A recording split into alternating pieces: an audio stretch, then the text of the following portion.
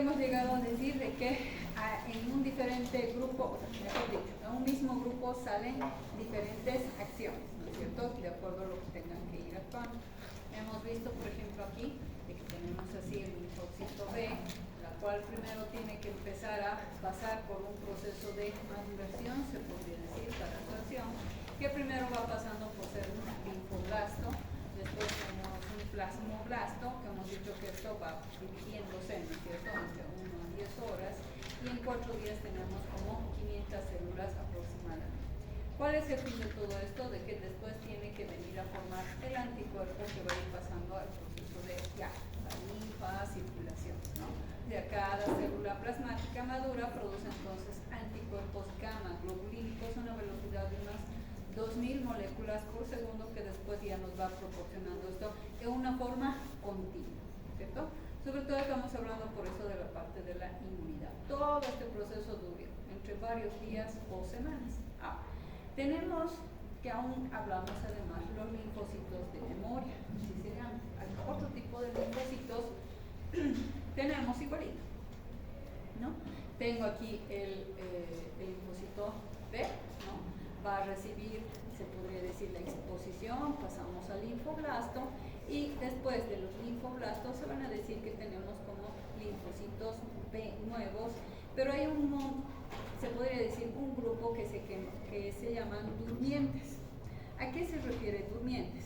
No es que son inactivos, sino están ahí aún manteniéndose como cuando latentes, cuando van a recibir una estimulación, ellos van a reaccionar, ¿sí? ¿Y por qué se llaman de memoria estos linfocitos? Sobre todo estos se han visto de las vacunas, lo que les decía. A una primera exposición ya reaccionan, ¿sí? Ya tienen esa reacción. Pero se quedan como que ahí a sensibilizados, se podría llamar así, frente a ese antígeno que tuvieron una primera reacción. Que la primera reacción quizá fue un poco débil, ¿no? Pero tuvo esa reacción antígeno-anticuerpo, ¿sí? Ha tenido esa reacción, pero ya se le quedó, como dicen, en la memoria, ese antígeno específico.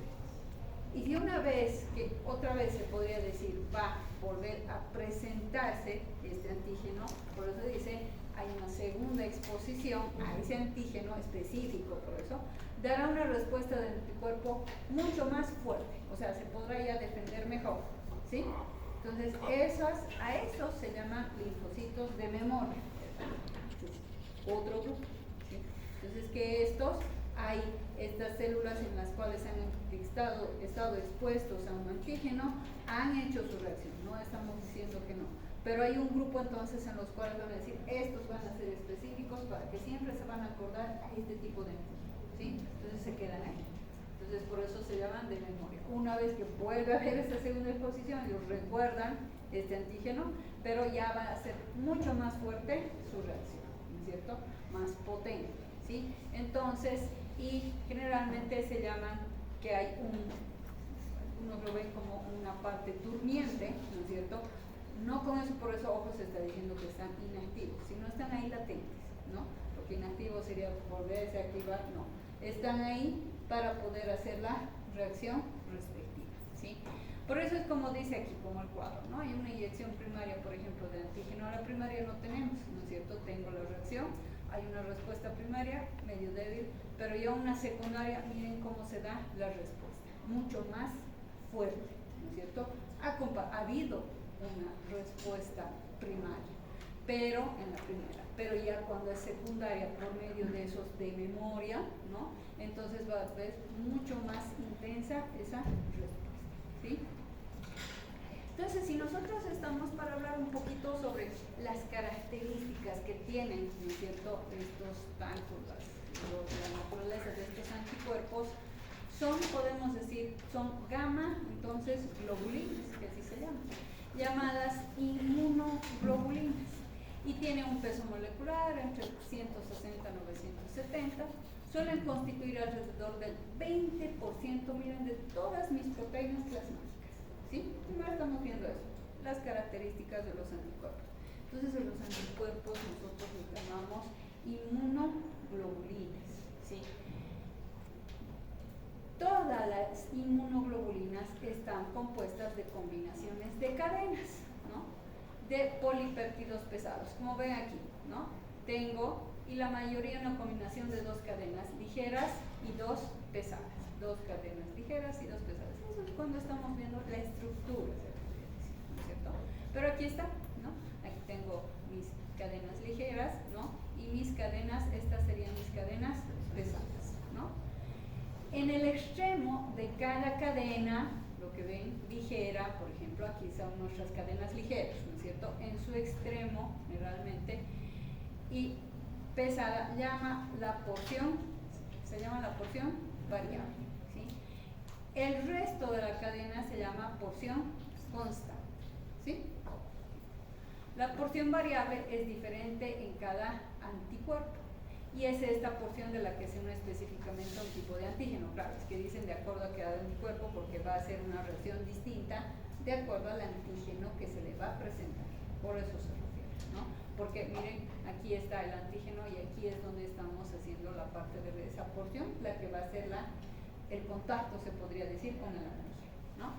Por eso dice, es diferente de cada anticuerpo y es esta porción la que se va a unir específicamente a un tipo de antígeno en particular, ¿no?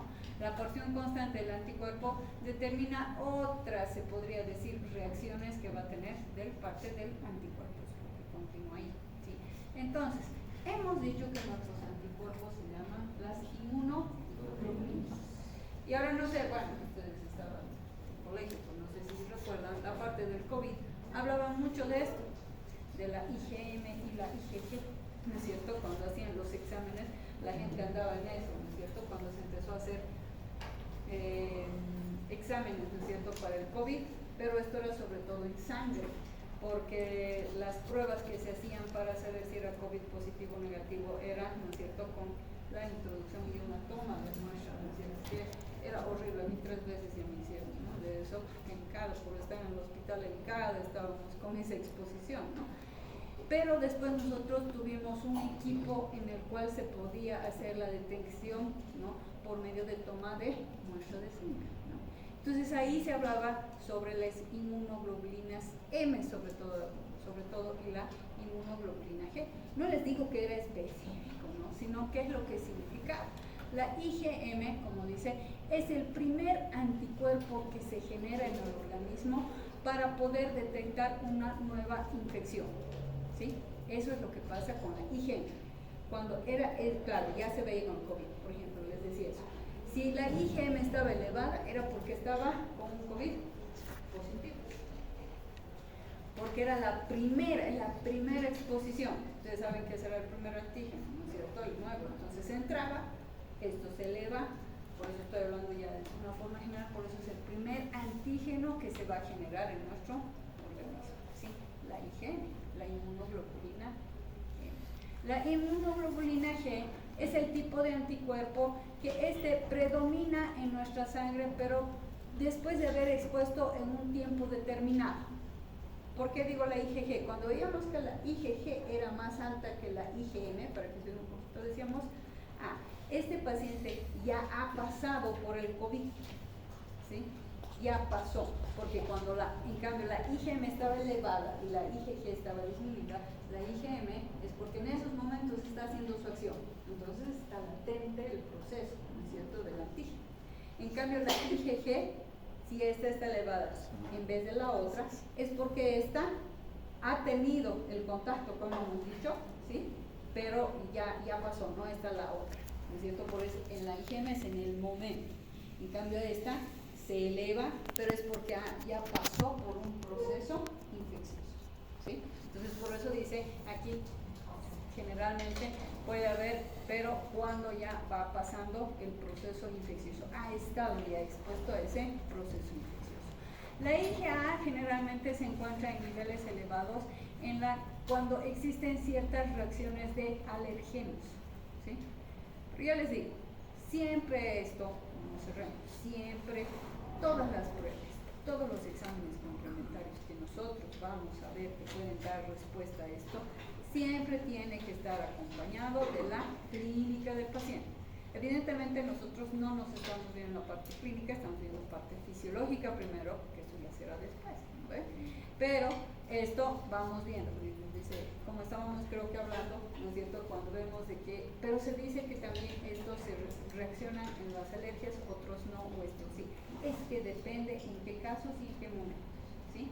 Pero tiene esas mismas funciones, ¿no? Porque miren, la IgA habla sobre la presencia en alergenos y la IgE sobre todo igual habla que se eleva en presencia de alergenos, las inmunoglobulinas G, pero cuando son mucho más exagerada esa reacción, ¿sí? Es como decir la IgA, pero no había tenido tanto IgE, bueno, entonces no ha sido tan intensa esa exposición a eso. En cambio el otro ha sido la IgE, si es a esto que te salió positivo, no, entonces esto sí o sí lo tienes que descartar por decir, no sé, de tu comida, porque nosotros sabemos que alergias hay de todo, ¿no es cierto? Hay personas que tienen alergias, qué sé yo, al chocolate. Lo que más he visto es a las cosas, a los alimentos del mar, ¿no es cierto? Los pescados o el maní, ¿no? Entonces dicen, no, te salió esto muy elevado, no lo tienes que volver a probar porque te puede generar algún problema, ¿no? Entonces a esa es, miren, por eso les digo, esta es un poco una reacción no tan fuerte como de la IgE, ¿sí? Hay excepciones. Y la D, como se dice, es casi no está presente tanto en la sangre, es poco probable, no tenemos tantas, se podría decir, resultados, tenemos, o sea, quiero que sepan que tenemos ese tipo de inmunoglobulina, ¿sí? Tenemos la A, tenemos la G, tenemos la A, perdón, la E, la D, pero por ejemplo, han visto toda esa lista, hacen sus reacciones determinadas. Pero la D se ha visto que casi no tenemos, no es muy conocido este tipo de inmunoglobulina, ¿sí? Para poder hacer algún tipo de reacción o ver qué es lo que está sucediendo.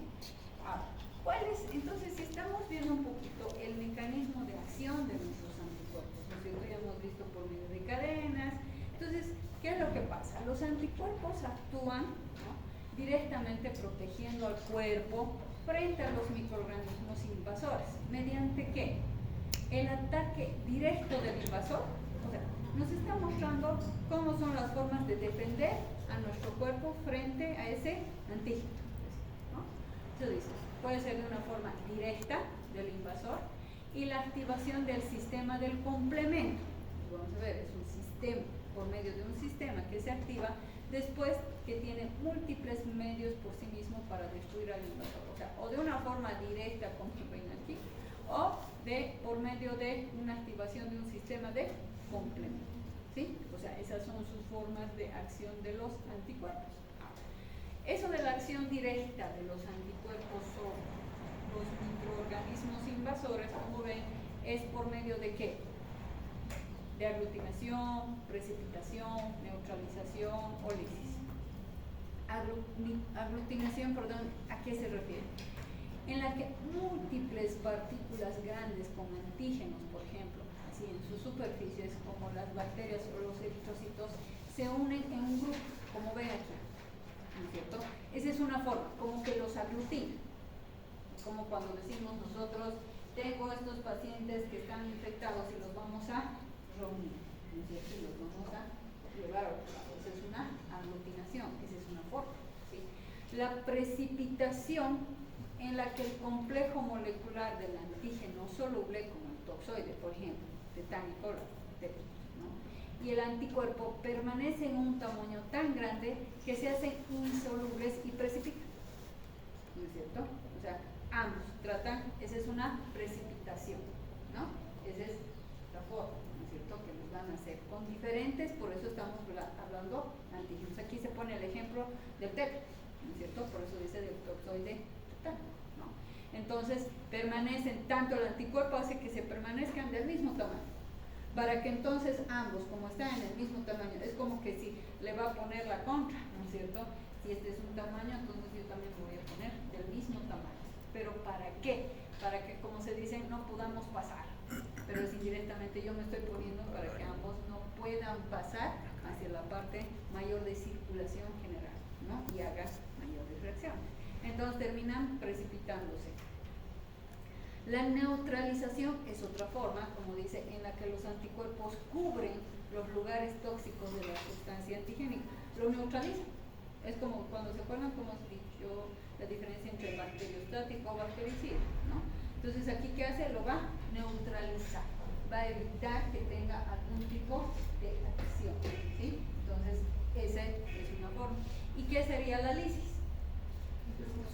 La destrucción, ¿no es cierto? Esto ya sería no solo neutralización, sino que va a ser, va a destruir, ¿no?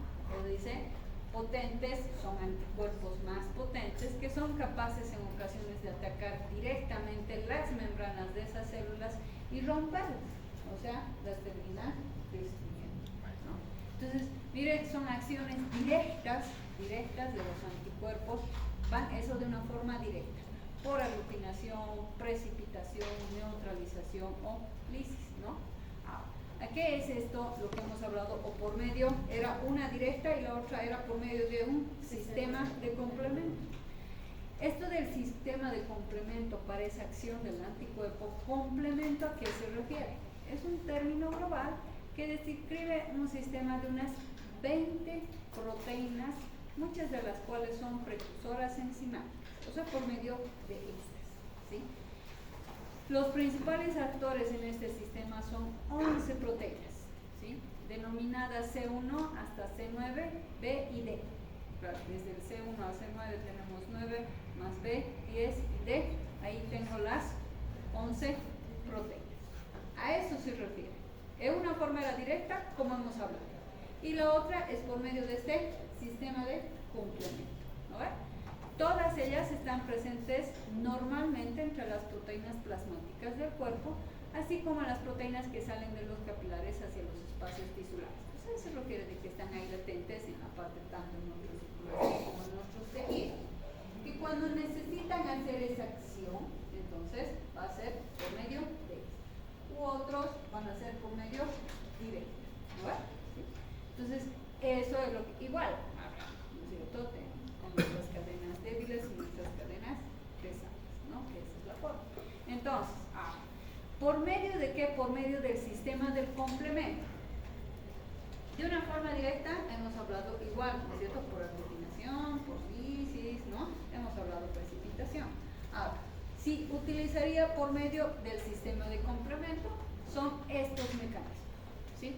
Opsonización, fagocitosis, lisis, aglutinación, se parecen con nosotros, ¿no? Parecidos a los de directo, pero también estamos explicando, y así se arma, miren cómo se van formando. Hemos dicho desde el C1 hasta C9, B y D, ¿no es cierto? Miren, así, como ven todo esto, hacen todas sus reacciones. ¿Cuál es, por ejemplo, la opsonización, que aquí no me muestra, y fagocitosis? ¿Quién es el que actúa? El C3B, ¿sí? A menudo potencia el número de bacterias que puede destruirse varios cientos de veces, eso es lo que, ¿no es cierto? No se confundan, simplemente estoy dándole ya la función de cada uno, el C1 que hace, el C3 que hace, ¿no ven? El B, y aquí está así como van actuando. La lisis es una combinación de múltiples factores. Cuando tienen que hacer lisis, miren, se llama la C5B, el 6, 7, 8 y 9, miren cómo para hacer, es como decir los soldados, pues el 6, 7 tienen que entrar todos esos soldados para hacer la destrucción, ¿no es cierto? Entonces, para ir tal, ¿no ves? A eso se llama esto por medio de este sistema de complemento, ¿no?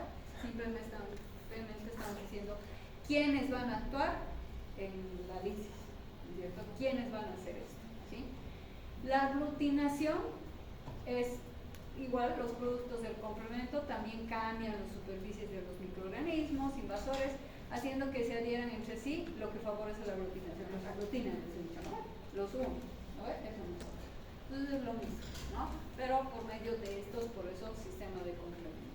Después, hacen que neutralización de los virus, ya en una forma general, la quimiotaxia, ya saben lo que es, van a ser dirigidos de acuerdo a las sustancias que van a ser eliminadas por el antígeno.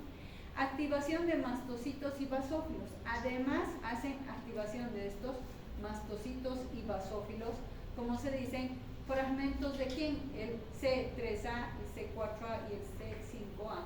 activan mastocitos y a los vasodistritos, haciéndoles liberar histamina, heparina y otras sustancias a los líquidos corporales. Además hay otros que activan otras células, ¿no es cierto? Para que no se pierdan, ya hemos hablado. Entonces, ¿cómo va a reaccionar mis anticuerpos? O directo o por medio de estas proteínas. Directo, ya hemos visto cuáles son sus formas. Por medio de estas proteínas, acuérdense, por el sistema del complemento. Este sistema del complemento, que es un grupo de proteínas. Estas proteínas las llamamos desde C1 a C9, y como son 11, me faltan ahí dos más. ¿Cuáles serán? D y D, qué sé yo. Y cuando ustedes vean eso, pero aquí está el C3 y después el C, lo que decían, para hacer lisis, miren, son partes. Nada más, ¿no es cierto? ¿Sí? De que son estos los que se van activando para hacer esa acción frente a la debilidad. Esa es la forma como normalmente vemos que van haciendo nuestra forma de inmunidad. Entonces, hemos hablado abiertamente sobre todo, bueno, hemos estado enfocando en los linfocitos B, también quién nos hace la inmunidad adquirida, hemos dicho dos, el T y el B, ¿no ven? Los T linfocitos T, también hay linfocitos T de memoria, porque hemos hablado B, ¿no es cierto? De memoria. Ahora, T de memoria también tenemos, que en realidad igual van a ser, frente a una reacción de un antígeno, va a haber una formación y liberación de los linfocitos T, que en realidad se los ha dividido como en tres subpoblaciones, ¿sí? Unos se llaman los centrales, los que se encuentran, por ejemplo, en la linfa, en los ganglios linfáticos, en el paso, esos son los T centrales, ¿sí? Después tenemos los T, en realidad casi periféricos o más marginales, son aquellos que se encuentran, por ejemplo, en la circulación y en los tejidos periféricos, ¿sí? Y los otros T, hay un tercer T, que estos igual se encuentran en la parte de los tejidos, pero más centrales, por ejemplo, los tejidos pulmonares, el tejido de los pulmones, el tejido de la parte gástrica, ¿sí? ¿A qué me voy? Hay también estos linfocitos T de memoria específicos que yo les decía, cómo se van quedando en diferentes lugares, miren de dónde tengo, para que una vez son expuestos, miren, como dicen, los tejidos se mantienen meses o años como de memoria, es que para precisamente hacer una reacción. Por eso van a ver ustedes, eso lo vamos a ver cuando hablemos de alergia, pero es más o menos parecido así. Cuando a veces uno dice, pero si yo ya una vez tomé, por decir, no sé, esa leche y nunca me hizo mal, y ahora de tiempo he tomado otra vez y ya me he hecho como una reacción, ¿no es cierto? A la primera fue una reacción débil, por eso no te generó tanto problema. A la segunda ya hizo una reacción más intensa, entonces ahí ya te hizo una reacción más fuerte, ¿no es cierto? Es parecido, por eso les decía, vamos a ver esa parte en alergia, ¿sí? Pero es así más o menos, por eso dicen se mantienen meses o años como de memoria para hacer estas respuestas. Por eso dice, hay células, por si acaso, presentadoras de antígeno, proteínas del MHS. ¿Qué es el MHS? El complejo mayor de histocompatibilidad, así se llama. Entonces, aquí hablo. Células presentadoras de antígeno, proteínas del MHS o complejo mayor de histocompatibilidad y receptores para el antígeno de los linfocitos T. ¿A qué se refiere esto?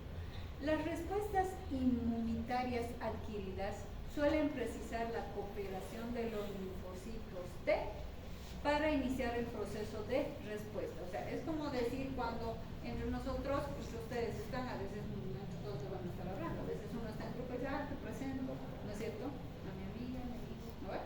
Entonces es así más o menos. Por eso dice, para respuestas inmunitarias adquiridas siempre tienen que existir, fuera de lo que ya hemos hablado, porque ya hemos visto, ¿no es cierto?, cómo hacen sus reacciones. Pero para iniciar el proceso de respuesta existen esta cooperación, ¿no? Los mismos que desempeñan una función muy importante en la ayuda para eliminar los microbios. O sea, es como cuando nosotros nos presentan y dicen, no me ha caído conmigo, ¿no? Es así, ¿no? Es así, ¿no? Entonces aquí, cuando cuando identifican como que algo es un patógeno invasor, como que ya va a empezar a hacer su acción, ¿no es cierto? Aunque los linfocitos B reconocen antígenos intactos, los linfocitos T responden a los antígenos solo cuando están unidos a moléculas específicas llamadas proteínas del MHC. ¿Sí? En cambio, lo que ven, aquí dicen los linfocitos B reconocen antígenos intactos directamente, ¿no es cierto? Pero los T como que van a responder, pero así a los antígenos cuando están unidos, o sea, él sí necesitan estas presentaciones, ¿no? Por eso a estas proteínas. Situadas donde en las superficies de las células presentadoras de antígeno, ¿de quién? De los tejidos linfáticos, ¿no es cierto? Es una forma de actuar, por eso hemos hablado células presentadoras de antígeno. Estas son las células presentadoras de antígeno. ¿Quién? Son las proteínas del complejo mayor de histocontractilidad, ¿no es cierto? Esas son unas presentadoras, ¿sí? Ahora, nosotros, como les decía aquí, están situadas en la superficie de células presentadoras de antígeno de los tejidos linfáticos. ¿Y quiénes están ahí? Sobre todo los macrófagos, tenemos los linfocitos B y las células dendríticas, ¿sí? Los que van a estar en esta parte, en estas superficies para que se pueda hacer la acción de estos, de estas respuestas de estos tejidos linfáticos. A ver, hasta aquí alguna pregunta o duda. Vamos a continuar porque tenemos que ver después las reacciones, lo que les decía, alérgicas, ¿no es cierto? Entonces, pero quiero que esto esté entendido, porque ya después yo voy a seguir hablando, por ejemplo, ya de reacciones, ya uno ya va a saber, ya este actúa, este va, ¿no es cierto? Por algo empezamos primero fisiológicamente conociendo cómo cada quien es su trabajo, ¿no? ¿Visto? Cómo es su función. Una vez que ya sé la función, ya voy, como decía, mencionando, por decir aquí hay una reacción, quiénes han sido ahí que han actuado, por ejemplo, como les decía, esa reacción más intensa, los de memoria, ¿cierto? Entonces, a eso es lo que nosotros tenemos que ya saber cómo hacen sus funciones. Como decíamos, no solamente es una sola variedad, ¿no? En un grupo se dividen en varias funciones, ¿no? Tanto los B como los T. Y que para hacer reacciones, miren, aquí ya es lo más que vemos, otro punto que hemos visto, que quienes intervienen, los presentadores, ¿no? Que tienen que presentar, sobre todo para quienes, pero para